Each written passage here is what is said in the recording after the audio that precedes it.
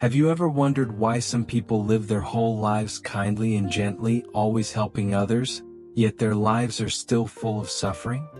They work hard, they are decent, they harm no one, and yet one hardship after another keeps arriving. Meanwhile, we see people who deceive, speak harshly, and harm others for profit, but they seem to live comfortably and abundantly, are respected by many, and their children succeed in school. So we begin to feel confused. We ask ourselves, is the law of cause and effect unfair? What's the point of being kind if I still end up suffering? This question is not new, but it always shakes the human heart. When we live virtuously yet suffer, while the unkind seem happy, it is easy to lose faith in goodness. Resentment may arise. We may think life is unfair, that being kind only leads to loss. But in the Buddhist teaching, every phenomenon has a cause and conditions. Nothing happens without reason. What we see is only a small slice of the stream of cause and effect flowing through countless lifetimes. The Buddha taught that karma does not ripen within a single lifetime but extends across three: past, present, and future. What we enjoy or endure today is not always the result of what we just did. It can also be the outcome of seeds planted long ago, even many lives ago. Imagine someone who, in this life, lives kindly, but in a previous life created unwholesome karma. That karma has reached its time to bear fruit, so even though now this person does only good, they still must finish repaying the old debt. It is like someone who once borrowed money. Even if today they live honestly, they still have to pay back what they owed. Once it is repaid, the heart becomes light. As for wrongdoers who are enjoying comfort now, they may simply be spending down old merit. In the past, they did good deeds, gave generously, created wholesome causes, so now they receive good results. But because they are planting unwholesome seeds in the present, that store of merit will slowly run out. When the merit is spent and the unwholesome karma ripens, suffering will arrive, perhaps not in this very life, but it will not be lost. The Buddha taught, no one can escape the karma of their own making.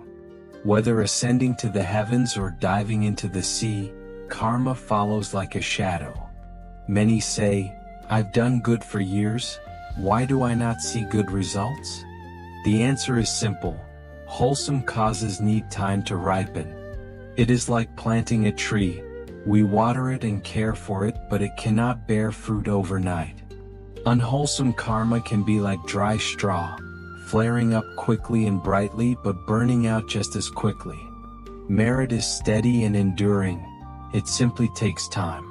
Those who do not understand cause and effect only see the surface of life and not the depth of karma.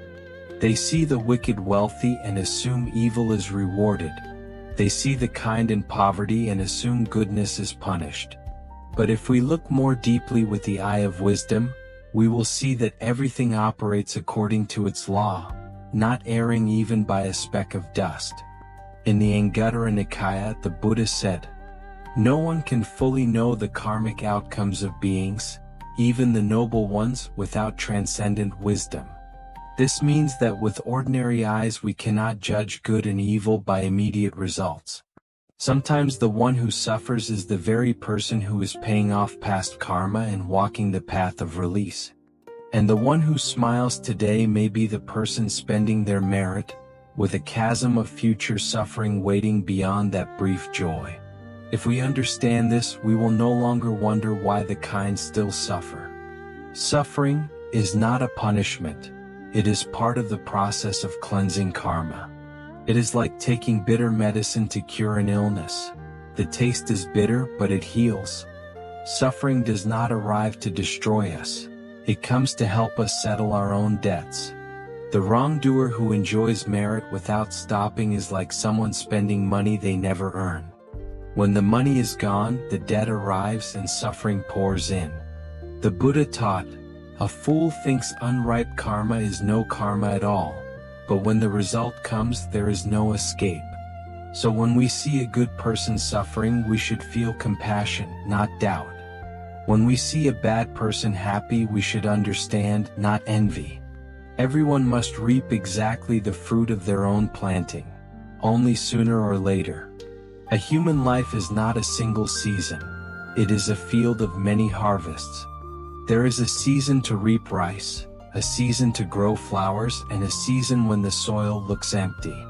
If you are in a season of empty ground, do not rush to conclude your life is barren. Beneath that soil, the seeds of goodness are sprouting.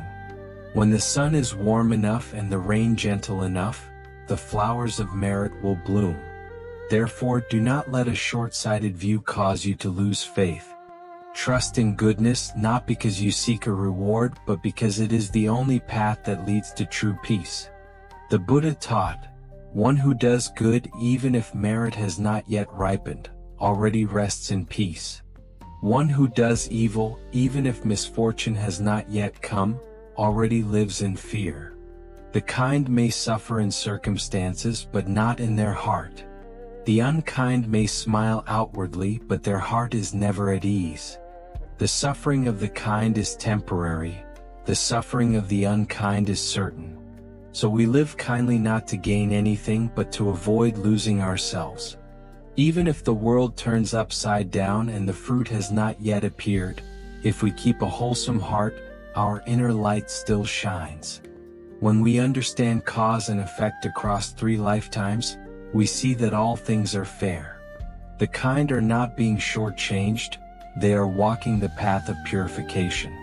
The unkind are not being rewarded, they are slowly spending their old merit.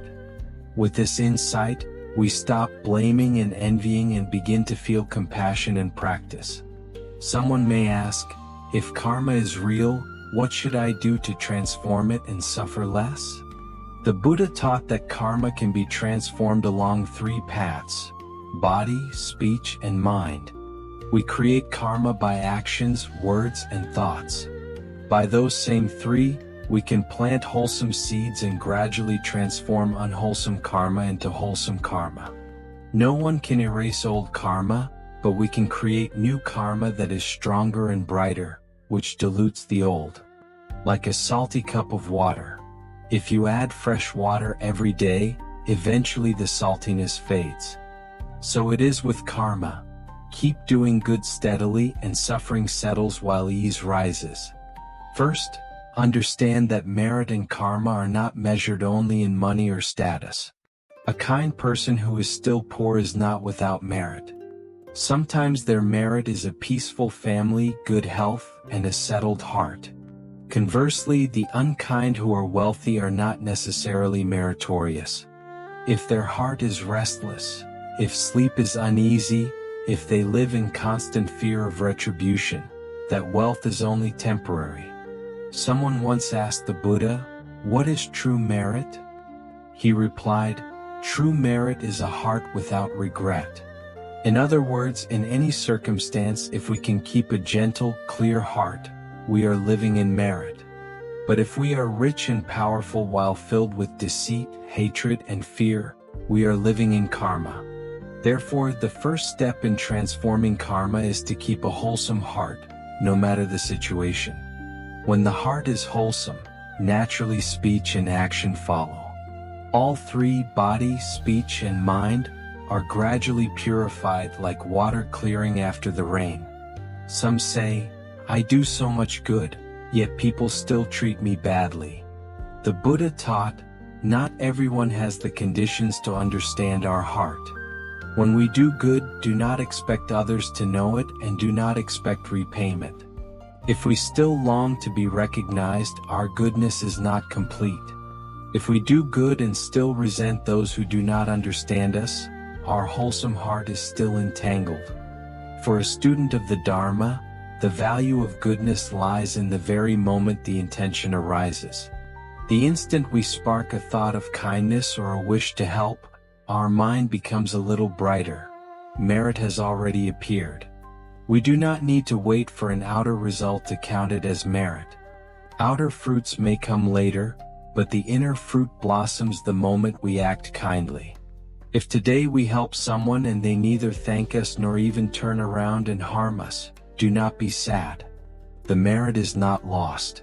As for them, by planting unwholesome seeds, they will harvest unwholesome fruit. We do not need to punish or hope the heavens will avenge us. The law of cause and effect runs on its own, unfailingly. The Buddha once told a story of two people doing good. One helped out of compassion, the other helped to be praised. Both planted wholesome seeds, but their results differed. The first received a lasting joy and deep peace. The second knew only brief happiness and then anxiety, fearing the praise would stop. Thus, in doing good, the pure heart matters more than outward form. Those who understand the path do not ask, "What do I get?" They ask, "Am I at peace?" If the heart is peaceful, even poverty feels sufficient. If the heart is restless, even wealth is suffering. The Buddha taught, wealth is not equal to peace, and peace is not equal to selflessness. When the mind stops measuring and comparing, life naturally becomes lighter. This world is not truly unjust. It is our sight that is not yet deep enough. One who suffers today may be settling their debts so that tomorrow becomes lighter. One who rejoices today may be finishing the last steps of old merit, with karma waiting ahead. When we understand this, we stop comparing and cease suffering from envy. In the scriptures, the Buddha taught, one who does good feels cool even in the fire. One who does evil feels heat even among lotus flowers. It sounds strange, but it is profoundly true. If our heart is wholesome, anywhere can be a peaceful realm. If our heart is unwholesome, even beautiful places feel painful. Suffering and joy are not outside, they are in the mind. So practice is not running away from suffering, it is understanding suffering so it cannot drag us around. When we see that apparent unfairness is only the surface of karma, we stop blaming heaven and earth and turn back to caring for our own mind. That is when true practice begins. Each day we can practice in small ways. In the morning, upon waking, instead of complaining, silently give thanks that we are still breathing. When someone hurts us, instead of anger, try thinking, this person is showing me where my heart is not yet steady. When others gain more than we do, instead of envy, think, their merit is ripening, I am also planting my own. With just these shifts in thinking, karma has already begun to turn. Practice is not about grand gestures. It is adjusting the mind in small things. Speak gently instead of sharply, that is training the tongue. Think kindly instead of judging, that is training the mind. Help within our capacity, that is training the body. These small acts, done steadily, turn heavy karma light and transform suffering into ease. This life is a great school, and each hardship is an exam. If we understand cause and effect, we are not afraid to be tested. We know that if we act rightly, good fruit will come. No need to rush, no need to compete, only to persevere. When suffering comes, do not ask, why me? Ask, what is this suffering teaching me? Suffering is the Buddha's lesson, arriving to help us look back at ourselves. If we can learn from suffering, we will no longer fear it. And when we live kindly, even if the fruit has not yet appeared, peace already blooms in the present moment. That is true merit, the merit of one who understands the Dharma. My dear friend, when we truly understand cause and effect, we see that no one who is kind is doomed to lose forever, and no one who is unkind will enjoy forever. These are simply different stages in the same stream of karma. The one who suffers today may be repaying an old debt. The one who is happy today may be spending old merit. What matters is not where they are in the stream, but which direction they are moving. If we walk toward goodness, even temporary suffering leads to peace. If we walk toward harm, even brief pleasures lead toward pain. The Buddha taught, look at the path, not just the footsteps. One walking the bright road may still tread through mud, yet the light awaits at the end. Life is not perfect, and fairness does not always arrive when we want it. But with wisdom, we see that every unfairness is only temporary. We suffer because we demand that good fruit appear immediately. Even a grain of rice takes time to grow, how much more so a wholesome cause? So instead of asking, "Why do the kind still suffer?" ask, "Do I have enough patience to walk the entire path of goodness?" The kind person who suffers is like soil being tilled for a new season. Today's pain is not punishment, it is the beginning of change. The unkind person who seems to thrive is like dry wood catching fire, flaring bright, fading fast. The Buddha taught, karma is never lost, it only awaits the right time to ripen. We may not see it, but the current of karma moves silently, precise down to each breath. Thus, the most important thing is not to watch who suffers or who rejoices, but to keep our own heart clear. So when karma comes, we have enough wisdom to recognize it and enough compassion not to resent it. Many remember cause and effect only when suffering. A practitioner remembers it even in happiness. If we are happy now, that too is the fruit of past wholesome seeds. If we are grateful and keep planting goodness, happiness endures. If we forget and become careless or selfish, merit runs out. Some say, "I live kindly, but life does not love me back." In truth, life does not owe us anything. We live kindly not to be loved, but to keep our heart free of hatred. If we are kind merely to earn a return, our kindness is still calculated. If we are kind to be true to our heart, then even without recognition we rest in peace. A person with a wholesome heart may be materially poor but inwardly rich. A person with an unwholesome heart may have wealth but remain inwardly poor.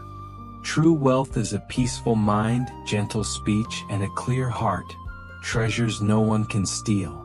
A Zen master once told a disciple, "When you live kindly yet still suffer, do not be sad, you are repaying karma in peace. When you live unkindly yet still rejoice, do not be glad, you are spending merit in delusion." Simple words, but a lifetime's practice. One who truly understands them can smile even amidst suffering. We suffer because we want everything to follow our will. We blame because we forget this life is not our only life. If we understand that each suffering is a lesson, we will be grateful for it. Suffering comes to make us pause, learn, repay, and grow. In every moment, we have the right to plant a new cause. A gentle word instead of a harsh one is a wholesome seed. A compassionate thought instead of resentment is a wholesome seed. A helpful act, however small, is a wholesome seed. When we keep planting such seeds, then even if bad fruit comes, it cannot sink us for long. Like a person who knows how to swim, we may fall into the water but we will not drown. Practice is not avoiding suffering, it is learning not to be ruled by it. When we are at peace, suffering loses its power. When we are clear, karma cannot obscure us. And if one day someone asks us again, "Why do the kind still suffer?" we can smile and say, "Because we have only just planted. It is not yet harvest season. But when the season comes, the flowers of merit will surely bloom." The kind are like long-time gardeners, patient, quiet, with roots that run deep. The unkind are like weeds, growing fast, withering quickly. Time will restore fairness to all in its own way. So do not fear suffering. Do not lose heart when doing good. Each good deed, no matter how small, is a brick building the roof of your own peaceful home. Each unwholesome thought, however small, is a crack that weakens it. To choose goodness or harm is to choose the path you will walk. Breathe in, know you are breathing in. Breathe out, know you are breathing out. Each mindful breath is a moment of purity. In that moment, good and evil no longer oppose each other. Only understanding and loving kindness remain. Be grateful to those who make you suffer, for thanks to them, you learn patience. Be grateful to those who betrayed you, for thanks to them, you learn to let go. Be grateful to your own suffering, for thanks to it, you learn to love more deeply. When the mind is bright, everything becomes precious. When the heart is spacious, resentment dissolves. And when the heart is at peace, we understand that we live kindly not to be comfortable, but to be at peace. Comfort is a sensation of the body. Peace is the happiness of the heart. If today you live kindly and still suffer, please do not lose heart. Merit is being planted. The conditions are simply not yet sufficient for it to bloom.